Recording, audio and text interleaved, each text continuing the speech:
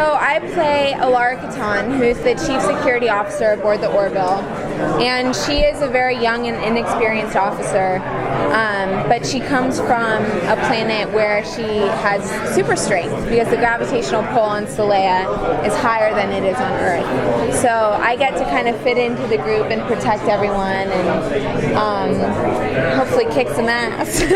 Oh, you do. I play Dr. Claire Finn. I'm the doctor on the ship, not just the physical doctor, but the shrink doctor and the heart doctor. And I'm so enjoying playing a woman. And I say that because I could be playing a man, or I could be playing an alien. Yeah. But I am human, and I feel really good about that because I don't have the long pre-calls to get made up. It's worth it. As long as she's human. But the doctor on the ship in the pilot, when you see her, she is probably the most experienced one in terms that she chose to be on the ship, unlike others who have been appointed, but she chose to be on the ship. And so I have a very watchful eye. And I hope a great sense of humor, too. How do you describe the tone of the show? Because it seems like it's being sold really as a comedy, but we're also hearing that it's real sci-fi as well, with parables and all that stuff. Where do you think it falls? I think that it's a little misleading when you see the pilot because most of that particular episode is very funny and it's very clean looking too. It's a beautifully, visually beautiful project, but it is truly a dramedy. What you should understand is that some episodes may be heavy on the comedy and some may be heavy on the drama, but you will always find at least a sprinkle or two of the funny. But because we're dealing with so many different issues that are real, I think that dramedy would be the best way to really define what it's about. From the trailer, you don't get that. No, but you know, we had Jon Favreau do that for us, you know, on that first episode. It was very exciting and fun, and again, like I said, it's stunningly beautiful to look at. But as you keep watching, and you can always tune in. You don't have to be a fan from the beginning. You go, oh, I can't watch the show. I didn't watch the beginning. You don't have to. It's in itself. Absolutely. Is that the biggest way it compares to Star Trek? Could you say that once more? I said, is that the biggest way it would compare to Star Trek as far as an episode thing, or are there other from your personal?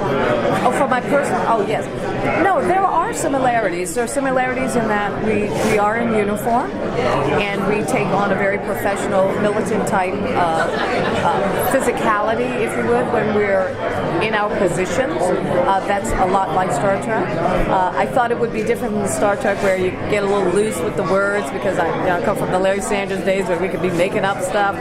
That's not so here. So it's true to Star Trek where we are, crossing the T's and dotting the I's, because I believe that Seth has written a composition and musically, and he's, musically based, in that each word, each connecting word is part of some beautiful piece of music or piece of a work that it really, and we all pay close attention to trying to be word perfect, and that is very much like Star Trek, because we don't want to upset, kind of like, let's say if you're a horn player and you go, I'm going to do it this way, it's like, okay, well, you just changed my classical piece to a jazz tune, and we don't want to do that. We really are giving homage to the creator. Could you talk a little bit about working with Seth, kind of having him as your fearless leader? I couldn't say enough amazing things about working with Seth. I would shoot 100 projects with him if I could.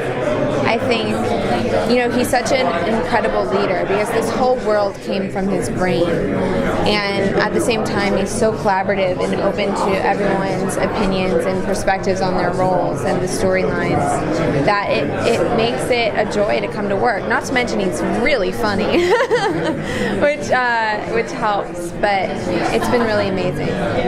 So your character has super strength, correct? Oh yeah. So is that played in more of like an action setting, or is that played more more for comedic effect, do you think? Oh no, it's all the thing about the show is there's nothing really played for comedic laughs. I think that it's my favorite kind of comedy in the sense that when things are funny, it's because they're really rooted in reality. They're situational, and so it's kind of funny, when you see this, 5'5" girl running against a door and knocking it down, but I'm doing that so we can get the crew through the portal, so it's all rooted in purpose, which I'm grateful to Seth for. It makes it a little easier. You don't have to think about it as much. No, I wonder is the fact that it's standalone and not very serialized, does that still allow the characters to evolve and change and grow? Oh, absolutely. Oh, yeah. Because one thing that we are mindful of when we're reading scripts is like, okay, in episode 5, I blah, blah, blah, blah. And so you can take that and you can compound what's happening in episode 10. And that is a gift, because what that does, it makes you really three-dimensional. Because it's not like, okay, I'm this way. No, you're this way with all that other stuff that you were, the other episodes ago. And I just wanted to just chime in with what Halston said in regards. No, that's all right. In regards to working with Seth. And how generous he is. He's also a perfectionist, but he's not an irritant perfectionist. That's a talent.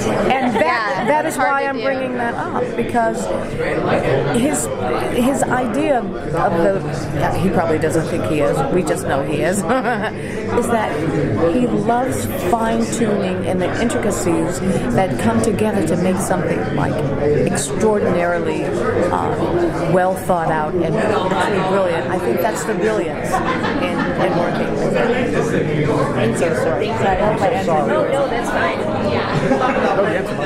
Can you say that your character ends up being maybe, because a medical doctor and a psychiatrist, the voice of reason sometimes?